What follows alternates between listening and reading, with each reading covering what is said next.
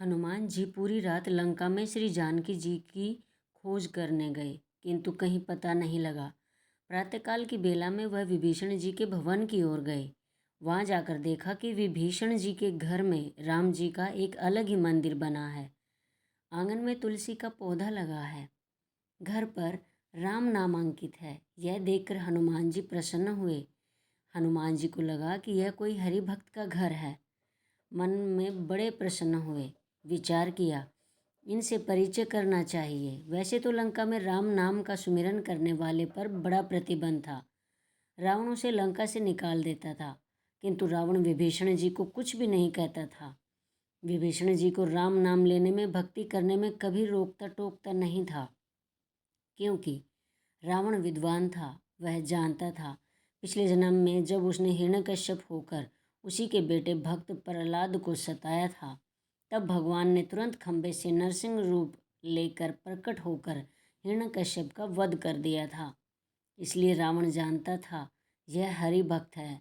प्रहलाद मेरा बेटा था और यह विभीषण मेरा भाई है। ज़्यादा अंतर नहीं है। इसे सताना ठीक नहीं है। पता नहीं इसको सताने से भगवान कब प्रकट होकर मेरा अंत कर दे।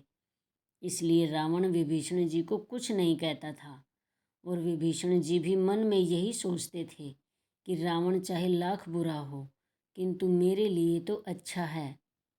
हनुमान जी जब विभीषण के भवन के पास पहुँचे और जब यह सब देखा, तभी विभीषण जी जागे और राम नाम का उच्चारण किया। हनुमान जी को पूर्ण विश्वास हो गया, यह कोई हरि भक्त है, कोई सज्जन है। तुलसीदास जी सज्जन की परिभाषा बताते हैं, जो राम राम कहे उसे सज्जन समझना चाहिए। हनुमान जी ब्राह्मण के रूप में उनके द्वार पर आए। विभीषण जी ने हनुमान जी को देखा और पूछा, कौन हो? मुझे लगता है आप भगवान हरि के भक्त हो। हनुमान जी ने कहा, नहीं नहीं, मैं भक्त नहीं हूँ। विभीषण जी तुरंत बोले, यदि आप भक्त नहीं हो तो फिर निश्चित आप भगवान हो। मुझे दर्शन देने मेरे द्वार तक आए हो। हनुमान जी ने कहा, मैं भगवान नहीं हूँ, मैं तो एक वानर हूँ। हनुमान जी ने सारी रामकथा विभीषण जी को सुनाई। विभीषण जी ने हनुमान जी का जब परिचय जाना तो हृदय प्रेम से भर गया। हनुमान जी के प्रति ऐसा भाव आया कि पहले तो विभीषण जी राम राम कह रहे थे, फिर हनुमान जी का नाम जपने लगे। हनुमान जी को लगा यह तो ठीक नहीं हुआ। विभीषण जी ने तो राम जी का नाम ही लेना बंद कर दिया, मेरा नाम रटने लगे। तब हनुमान जी ने विभीषण जी से कहा, आप नाम राम जी का ही जपो, उन्हीं का भजन करो, मेरे नाम में आसक्त मत होइए।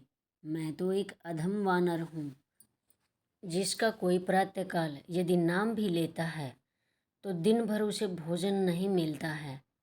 संत कहते हैं यह हनुमान जी की महानता है कि अपने आप को इतना तुच्छ बताते हैं और सभी को यही प्रेरणा करते हैं कि भगवान राम का ही भजन करो, मेरे नाम का सुमिरन मत करो, राम जी के नाम का ही सुमिरन करो। एक सज्जन एक महात्मा जी से पूछने लगे कि रामायण में ऐसा लिखा हुआ है कि प्रातःकाल हनुमान जी का नाम ले लो तो दिन भर भोजन नहीं मिलता है, क्या ये सही है? आपका क्या अनुभव है? महात्मा जी ने कहा, किसी दिन लेकर देख लेना, पता चल जाएगा। वह सज्जन बोला, नहीं महात्मा जी, आप अपना अनुभव बताओ। महात्मा जी ने कहा, मेरा अनुभव तो यह है कि मुझे तो हनुमान जी का नाम लेने से ही भोजन मिलता है। अपने आप को हनुमान जी महाराज बहुत तुच्छ बताते हुए कहते हैं, भाई मैं कौन से बहुत अच्छे कुल का हूँ, मैं तो एक चंचल वानर और सब तरह से बहुत हीन हूँ। विभीषण जी की हनुमान जी की वार्ता होती है। विभीषण जी बताते हैं, भाई मैं यहाँ निशाचर के बीच रहता हूँ और उसी तरह रहता हूँ जिस तरह 32 दांतों के बीच में जीभ रहती है। क्या प्रभु श्री राम जी मुझ अनाथ पर दया करेंगे? मुझ पर बड़ा संकट है। हनुमान जी ने कहा, निश्चिंत रहो, अवश्य राम जी कृपा करेंगे। जीभ तो जन्म से आई है और दांत तो बाद में आए हैं। आप जीभ की महत्ता को समझो, अपने आप को समझो। जिस दिन तुम्हारी इस जीभ ने इन दांतों की शिकायत कर दी, उसी दिन यह सब साफ हो जाएंगे। भगवान श्री राम जी लंका में आने वाले हैं। बस श्री राम जी से केवल इतना कहने की देर है कि यह दांत, यह राक्षस मुझे परेशान कर रहे हैं। तब श्री राम जी इन दांतों का, राक्षसों का इलाज कर देंगे, नाश कर देंगे। फिर केवल जीभ का ही राज रहेगा। जीभ स्वतंत्र हो जाएगी। इसी तरह लंका में निशाचरों का नाश होगा और तुम्हारा राज्य होगा। विभीषण जी हनुमान जी से पूछते हैं कि क्या मुझे प्रभु श्री राम जी का दर्शन होगा? मेरी एक ही अभिलाषा है, राम जी के दर्शन की। हनुमान जी ने कहा, क्यों नहीं होगा? जब मुझ जैसे अधम वानर को उन्होंने अपना दास बना लिया है, तो तुम तो उनके भक्त हो। वह अवश्य तुम्हें दर्शन देंगे। राम जी की दयालुता का वर्णन करते हैं। नेत्रों में प्रेमाश्रु आ जाते हैं। हनुमान जी विभीषण जी से कहते हैं कि मैंने श्री राम जी के दर्शन किए हैं और तुमने श्री सीता जी के दर्शन किए हैं। बस अब मैं यह चाहता हूँ कि तुम मुझे श्री जानकी जी के दर्शन करा दो, तो मैं तुम्हें श्री राम जी के दर्शन करा दूंगा।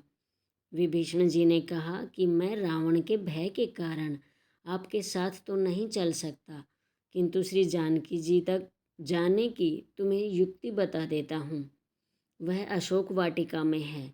हनुमान जी ने कहा, ठीक है, मुझे युक्ति बता दो, मैं चला जाऊँगा। विभीषण जी ने श्री सीता जी के दर्शन की सारी युक्ति हनुमान जी को बताई। हनुमान जी महाराज विभीषण जी को प्रणाम करके अशोक वाटिका की ओर चले। अशोक वाटिका में पहुंचकर हनुमान जी ने माता सीता के दर्शन किए। मन ही मन आनंदित हुए। मन ही मन श्री सीता जी को प्रणाम किया। वह दुखी मन से अशोक वृक्ष की ओट में बैठी हुई है। हनुमान जी को राम जी की कही गई बातें याद आई।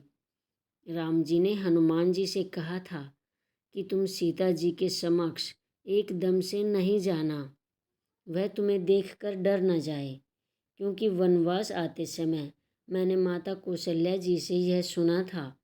माता कौशल्या ने कहा था कि जानकी तुम्हारे साथ वन में कैसे रह पाएगी?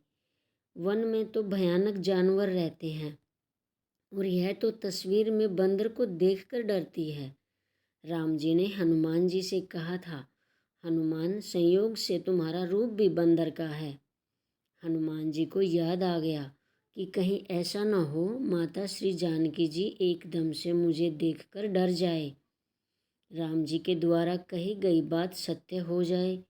इसलिए वह उसी अशोक वृक्ष के पत्ते की ओट में जाकर छुप गए और विचार करने लगे, अब क्या किया जाए।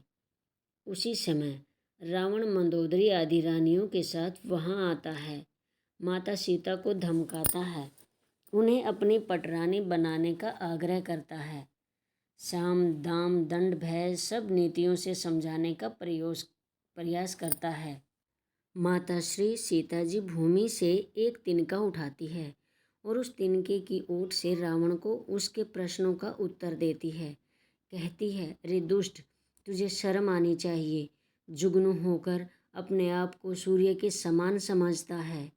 सियार होकर सिंहनी को पाने की आशा रखता है। तुझे तो डूबकर मर जाना चाहिए। रे दुष्ट रावण, तुझे राम जी के वाण की खबर नहीं है। श्री सीता जी के द्वारा अपने प्रति ऐसे अपमान भरे शब्द सुनकर रावण सीता जी को मारने के लिए तलवार निकालता है। हनुमान जी के मन में क्षण भर के लिए यह विचार आया कि प्रकट होकर रावण को उसके इस कृत्य के लिए सजा दी जाए, किंतु तभी देखते हैं कि मंदोदरी आकर न्याय संगत बातें कहकर रावण को ऐसा करने से रोकती है। हनुमान जी यहाँ अपने आप में विचार करते हैं कि अच्छा ही हुआ मैंने रावण को नहीं रोका। यदि मैं आज श्री सीता जी की रक्षा करता तो एक प्रश्न यह आ जाता कि मैं नहीं होता तो आज श्री सीता जी को कौन बचाता। मुझ में अहम भाव भी आ सकता था। जबकि प्रभु तो अंतर्यामी हैं, सबकी रक्षा करना जानते हैं। अब मुझे कहीं डरने की आवश्यकता नहीं है। श्री सीता जी की रक्षा के लिए मंदोदरी को भेज दिया। यदि मुझ पे भी कोई संकट आया तो प्रभु अवश्य किसी को मेरी रक्षा के लिए भेज देंगे। हनुमान जी अब निश्चिंत हो गए। रावण श्री सीता जी को 1 महीने की अवधि देकर चला जाता है कि 1 महीने में मेरा कहा नहीं माना तो मैं तुम्हें मृत्यु दंड दूंगा। श्री सीता जी रावण के द्वारा इस तरह भय दिखाकर जाने के पश्चात अपने आप को अग्नि में जलाना चाहती थी। अशोक वृक्ष से आशा करती है, तू ही अपना नाम सत्य कर दे, मुझे कहीं से अग्नि का प्रबंध करा दे, अब मैं जीना नहीं चाहती हूँ।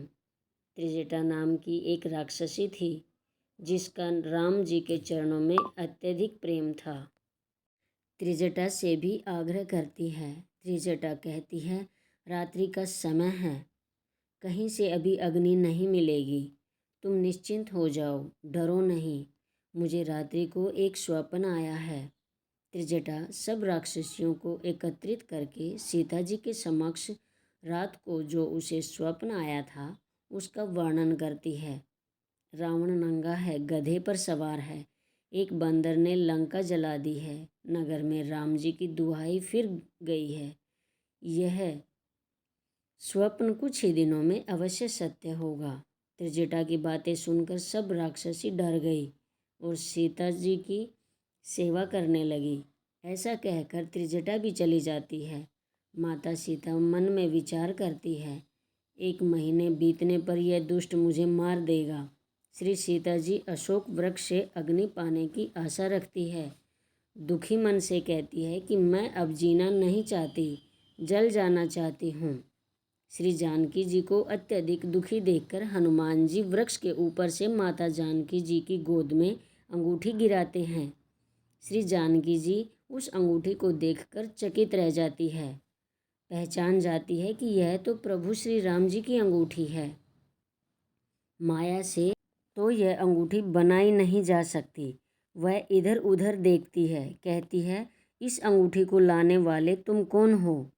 मनुष्य या प्राणी, जो भी हो, मेरे सामने प्रकट क्यों नहीं होते हो? हनुमान जी तभी राम की कहानी सुनाना प्रारंभ करते हैं। माता जानकी राम कहानी सुनकर मन ही मन आनंदित होती है। कहती है, भाई तुम कौन हो जो राम जी की सुंदर कहानी सुना रहे हो? मेरे समक्ष प्रकट क्यों नहीं होते हो? हनुमान जी ने कहा, माता राम जी की कहानी सुंदर है, इसे सुनाने वाला तो एक बंदर है, यह तो सामने न आए तो ठीक ही है। श्री सीता जी कहती है, तुम जो भी हो मेरे सामने आओ। तभी हनुमान जी अपना सूक्ष्म रूप धरकर माता श्री जानकी जी के समक्ष प्रकट होते हैं। इसके आगे की कहानी अगले भाग में है।